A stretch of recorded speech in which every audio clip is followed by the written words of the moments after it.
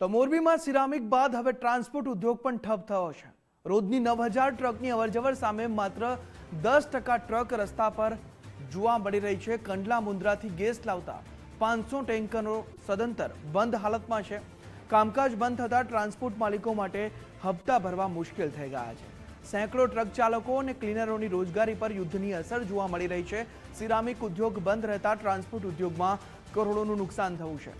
ટાઇલ્સનું પરિવહન અટકતા આખું logistic network ખોરવાઈ ગયું છે।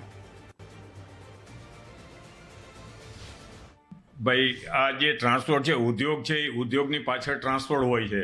આજની તારીખમાં 80 થી 90% જે ઉદ્યોગ બંધ છે। આજ રોજની 8 થી 9000 ગાડી આવક જાવક હતી એ બંધ થઈ ગઈ। અત્યારે હાલ 1800 ગાડીઓ આવે છે તો આ મોટું નુકસાન જ છે। અમારું મોરબી વાંકાનેર વચ્ચે 1000 ઉપર ટ્રાન્સપોર્ટ છે એટલે તમામની અટાણ આપ જોઈ શકો છો રોડ ઉપર પરિસ્થિતિ એકદમ ખરાબ છે। આ તો ઓફિસ બંધ કરીને બેસતી તો હાલે નહીં એટલે ચાલુ રાખવી પડે એટલું જ, બાકી કાંઈ છે નહીં। અત્યારે છેલ્લા 1 મહિનાથી આ ગેસ પ્રોપેન ગેસમાં ગાડીઓ હાલે। મારે 12 ગાડી છે। 12 ગાડી કચ્છમાંથી અહીંયા કણે પ્રોપેન ગેસની સપ્લાય કરી।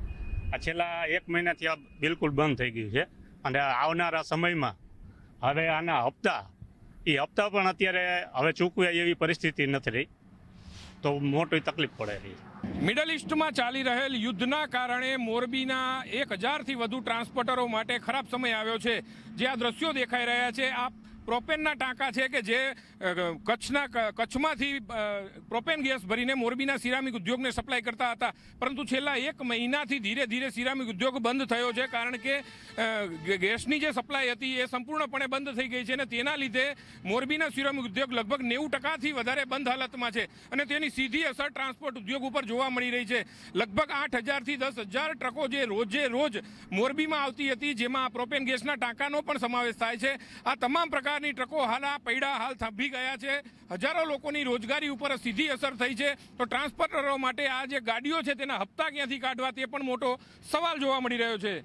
નિલેશ પટેલ, ગુજરાત ફર્સ્ટ, મોરબી।